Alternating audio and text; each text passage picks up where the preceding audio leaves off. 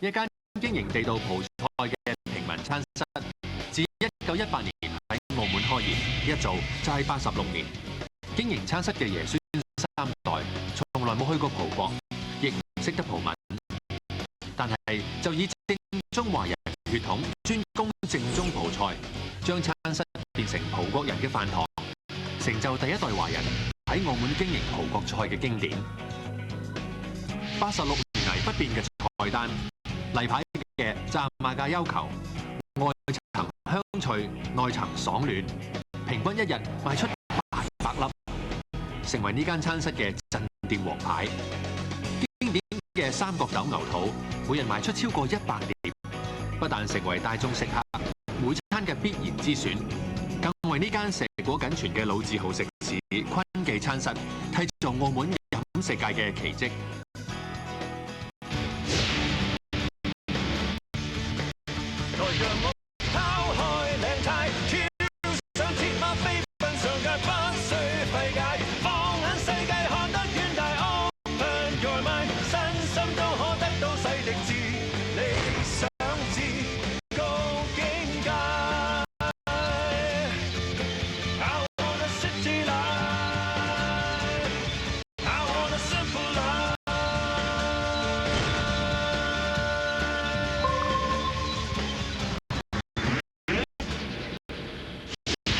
澳門係一個非常之繁榮嘅城市，喺呢度匯集咗終身嘅文化同埋美食。喺大街小巷啊，你都會見到各式各樣林林總總嘅餐館。呢度有樣菜式咧，就算連貴為美食天堂嘅香港啊，都難以同佢匹敵。呢樣當然就係葡國菜啦。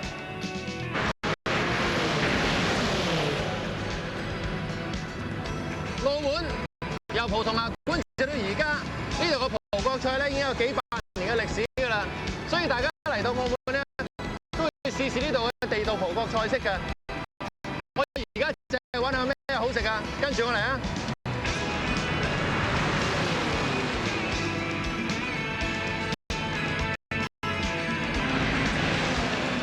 喺澳門啲葡國餐廳咧，通常開喺啲大街大巷嘅，當然啦，方便啲遊客嚟揾啊嘛。但係聽講喺水坑尾街呢度咧，有一間頗為隱蔽嘅葡國餐廳喎，睇下先。264號咦？264號啊，係嘞噃，坤記喎。但係點解櫥窗咁多精品喺度嘅？去錯地方？睇下先。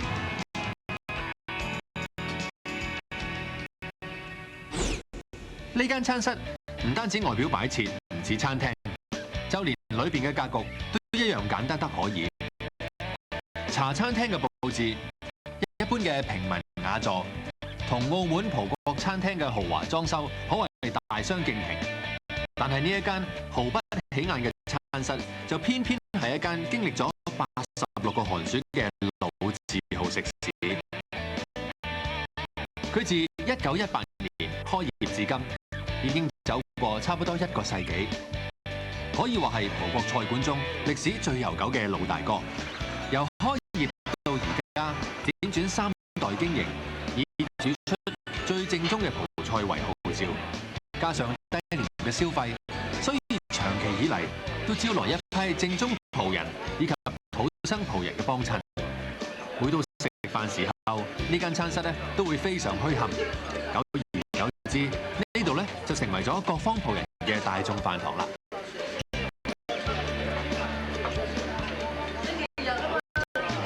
我喺呢度食50幾年，食多啲係白色馬甲優，有紅豆豬手，有牛扒，有豬扒，好多嘢食。係葡國人嗰啲未結婚喺度食，結完婚都有食，食咗33年，而家就退咗休啦，翻咗葡國，成時翻咗澳門街咧，都喺度開餐。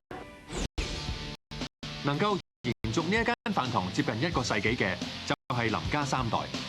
佢哋全部都係土生土長嘅華人，同樣冇去過葡萄牙，更加唔熟悉葡文。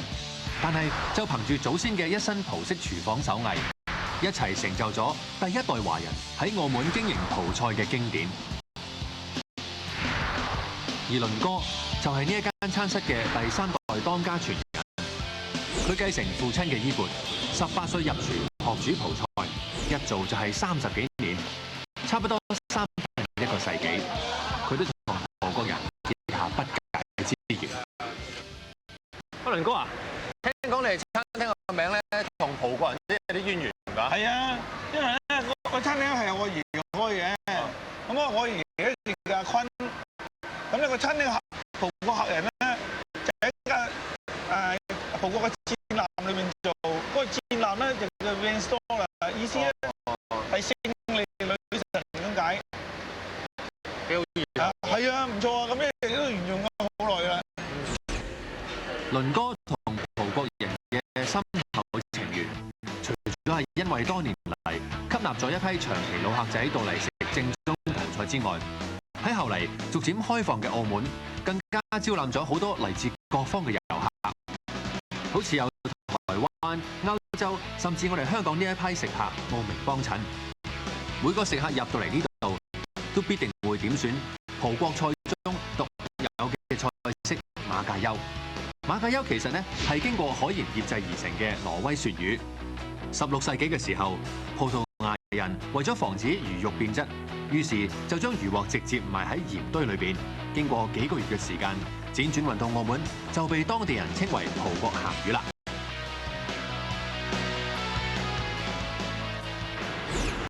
呢條馬介休魚咧就係由葡國空運過嚟嘅，連個名咧都係由葡文馬介休咧翻譯過嚟嘅噃，有成5公斤重嘅。嗱，佢可以話係葡國菜嘅靈魂嚟嘅，亦都係葡國人每餐嘅必備主菜。淨係整法咧有成100幾種咁多。今日咧我就揀咗炸馬介休球啦。呢度嘅炸馬介休球之所以成為王牌菜式，全因為佢嘅價值可以話同呢一間餐室一樣，有86年歷史。經過倫哥3代多年嚟嘅鑽研，呢味菜式已經成為每個食客入嚟嘅必然選擇。馬介休球精緻嘅賣相，外層香脆，內層爽暖，咬落令人有一種彈牙鬆化嘅味道。每每咧都吸引各方食客食完再叫，叫完再食，令人再三回味。所以呢度嘅炸馬介休球，平均一日賣出800幾粒，成為呢間餐室嘅鎮店菜式。呢個咧唔係一個普通嘅石鐘，佢係一個份量十足嘅麻石鐘，陪住呢一間餐廳咧已經有超過60年嘅歷史啦。全店只有一個咋，佢亦都係整呢個炸馬介休球嘅獨門武器。其實要令馬介休魚變得煙韌彈牙，秘密就喺呢個石鐘裏面。倫哥認為一般人以攪拌機打魚膠會令魚肉欠缺應有嘅黏性，但係用人手中魚就可以依靠雙手剛柔並濟嘅力度，將魚肉中成膠着狀態，令佢更有彈力，增強馬介休魚溫和其他材料嘅黏度。倫哥啊，呢啲就係炸馬介休球嗰啲材料嚟㗎。係啦，冇有啲咩喺裏邊啊？係有啲薯仔啦，有啲馬介休魚啦，有啲芫茜葱啦，有少少乾葱啦，有少橄欖油咁啊。教我整幾個啦嘛。好啊，好容易啫。睇落應該唔係太難嘅。唔係幾難。嗱，你先咧，滗咗少少喺一個匙羹度先。另外攞另外一個匙羹喺度咁慢慢咁刮。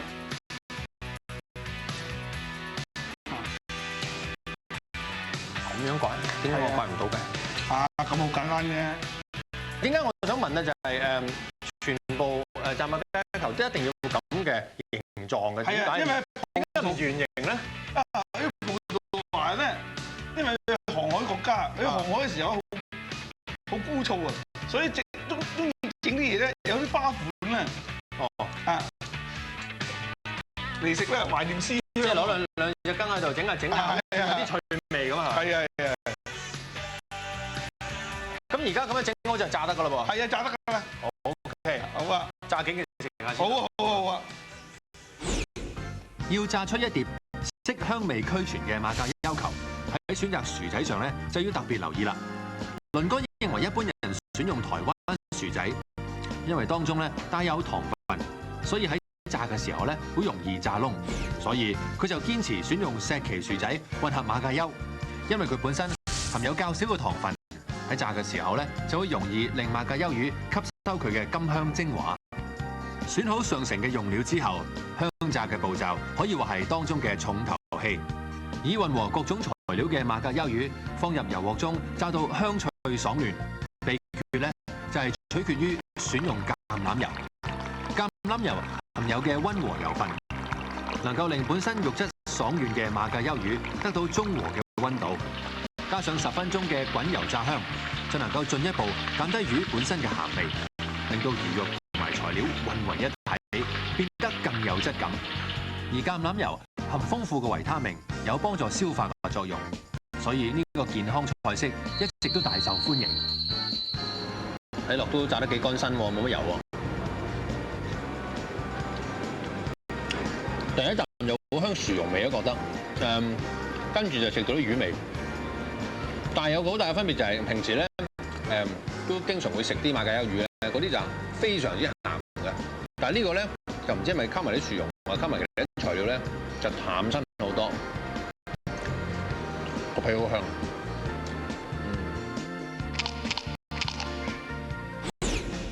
其實呢間餐室經營咗86年，最令倫哥引以為傲嘅，除咗係呢啲精彩嘅美食之外，就係多年嚟佢同一批葡人老客仔建立咗一種老朋友嘅關係。從前唔少葡國軍人都中意每日嚟到餐室報到，但係每當唔夠錢結帳嘅時候，都會要求記帳簽欠單。礙於熟客嘅關係，倫哥都唔會拒人於千里之外。當其時嘅一批葡兵簽落咗唔少欠單之後，被調返葡國，去如黃鶴。時至今日，倫哥手上仍然有一批50年代嘅欠單，呢一啲價值數千元嘅單據喺當時嚟講，絕對唔係一個小數目。不過佢哋而家嘅價值咧，就可以話係一份見證歷史變遷嘅紀念品啦。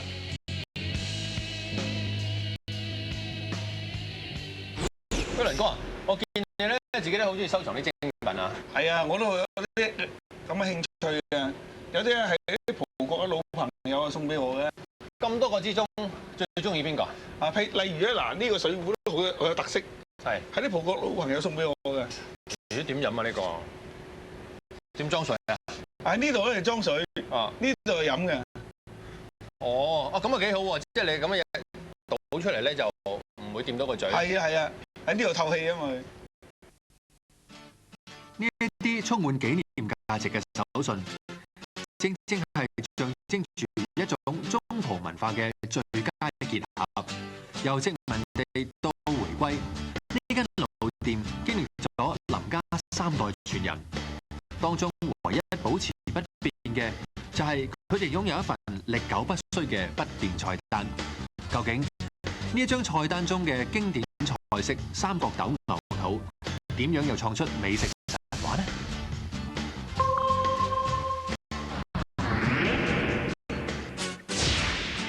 喺澳門食葡國菜2餸一湯嘅話咧，閒閒地啊都要100零蚊落樓啦。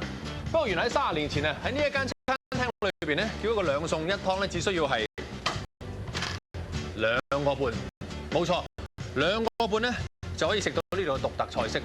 好，今日晏晝呢2餸一湯啦，俾夠3蚊你，嚟下紙巾送添。其實早喺60、70年代，呢個餐室咧就曾經推出包伙食服務，2餸一湯嘅全餐就只係賣2個半。如果要包食1個月，呢間餐室咧仲會為食客提供特別優惠添。由於呢個包伙食服務方便快捷，當其時就有大批食客排隊幫襯。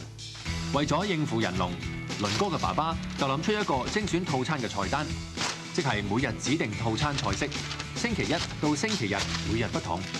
咁樣各方嘅食客都可以喺唔同嘅日子食到呢度嘅地道葡菜。時至今日，呢間餐室依然保留咗呢一張1星期嘅精選菜單。雖然冇張貼出嚟，但係只要係舊街坊食客，一入到嚟啊，無需細問，都可以隨口就講得出當日嘅套餐菜式。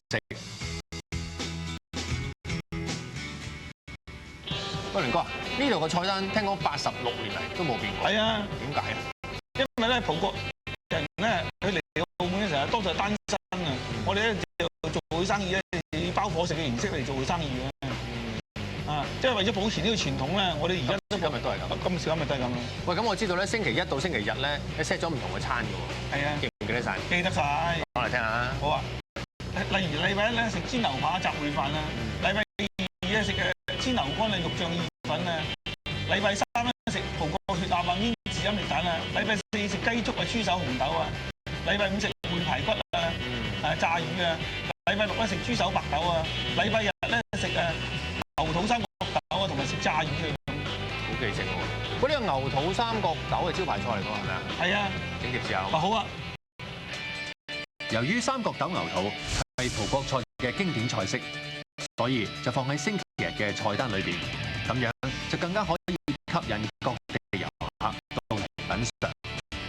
佢以經典嘅地道材料，混入獨特嘅烹調手法，唔單止食落汁香味濃，佢富有口感嘅三角豆同彈牙嘅葡國香腸，更加令到眾食客回味無窮。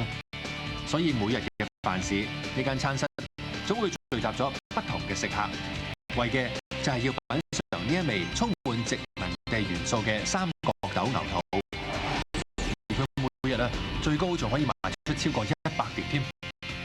要製作呢個獨特菜式，一粒上乘嘅三角豆可以話係擔當住其中重要嘅角色。三角豆喺葡國可以話係一種好普遍嘅食物。通常係要嚟點橄欖油一齊食，而呢間餐室所用嘅三角豆咧，都係由葡國直接空運而嚟。佢嘅特質鬆脆可口，最啱就係要嚟炮製呢一味三角豆牛肚啦。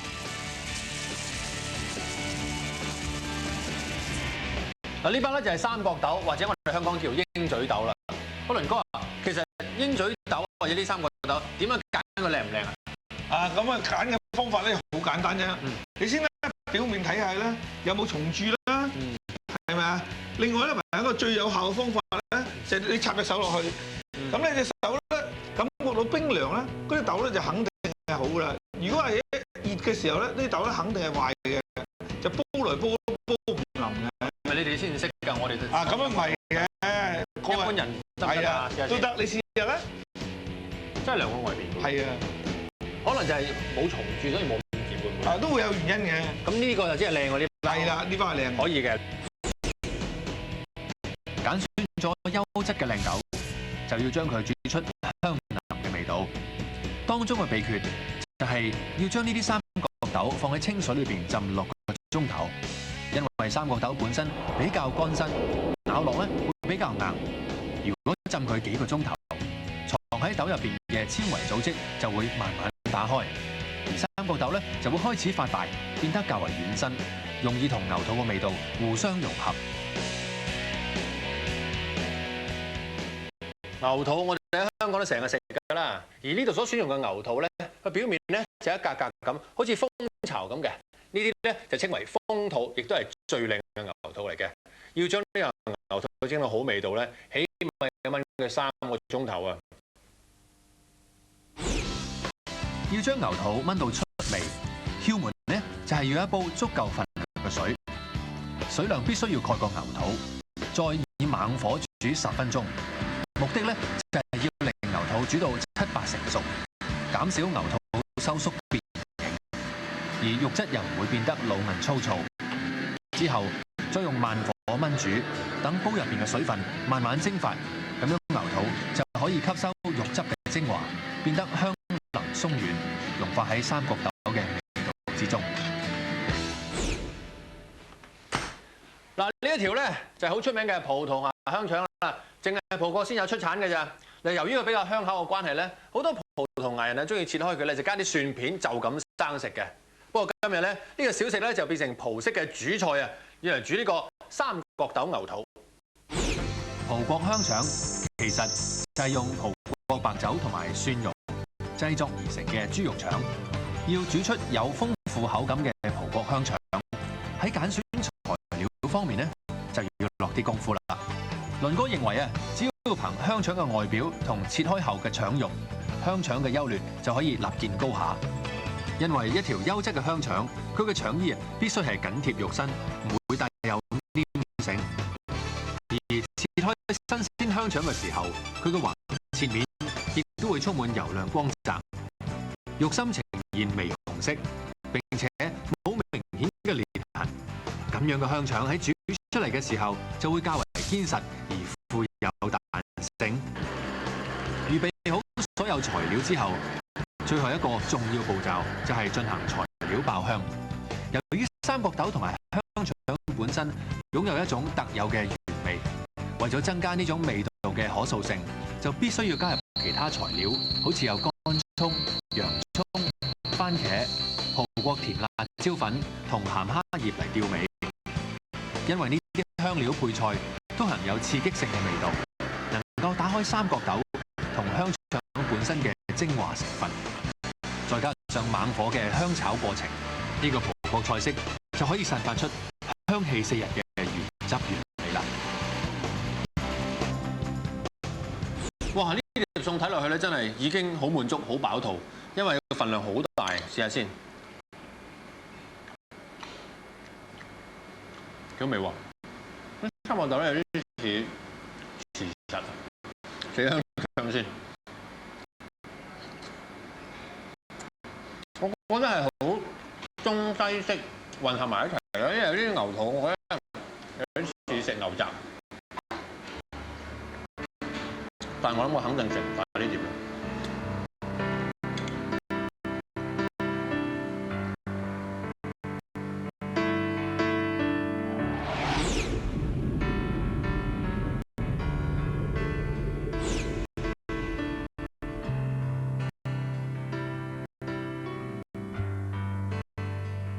澳門嘅葡國菜要追溯到佢嘅淵源，其實係始於16世紀。當時葡萄牙佔領澳門，並且將當地嘅飲食文化帶到呢個小城，而各種嘅葡國香料亦都喺葡國菜中粉墨登場，於是就形成咗澳門獨有嘅葡國菜特色啦。澳門嘅葡國菜可以分為土生葡菜同埋澳門葡菜兩種。土生葡菜主要係為土生葡人特製嘅菜式，佢源於葡萄牙，口味亦都為葡人而設，所以菜式都帶有較重嘅鹹味。而澳門葡菜就係由正宗葡菜演變而成。澳門華洋共處，為咗迎合東方人嘅口味，就喺正宗葡菜上注入中國嘅烹調元素，變成咗獨一無二嘅澳門葡菜。葡萄牙咧係著名嘅航海國家，咁喺航海嘅過程之中咧，都吸收咗好多地方嘅美食精髓，融入喺自己嘅食譜裏面嘅。嗱，喺澳門食嘢咧，你都會感受到呢種嘅氣氛嘅。譬如話呢個無花果茶咁樣，呢樣嘢咧其實咧係地道澳門嘅飲品嚟嘅。不過咧，啲無花果咧就嚟自地中海嘅噃。加咗啲蜜糖，好香甜。原來無花果係咁味嘅，真係唔知。呢一杯充滿家鄉特色嘅無花果茶，可以話係呢間餐室最受歡迎嘅飲品。佢濃郁嘅茶香混合清香甘甜嘅蜜糖，散發出與眾不同嘅味道，吸引咗每個食客入到嚟都叫上一杯，一邊嘆茶一邊食飯。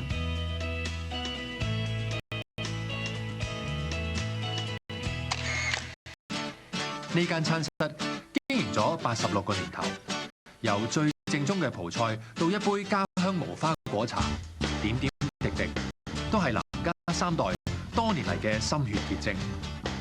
餐室喺澳門屹立咗咁多年，倫哥最希望嘅就係可以繼續秉承父親嘅基業，將葡國菜發揚光大。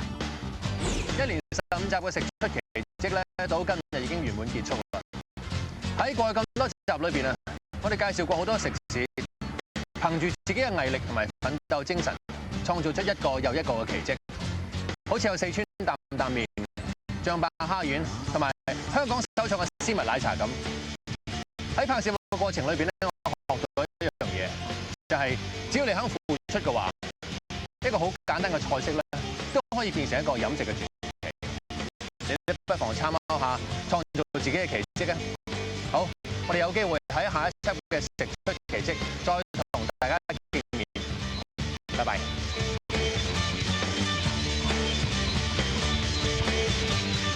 一陣將會播映《平天特約》韓劇情緣之朱麗葉的情人。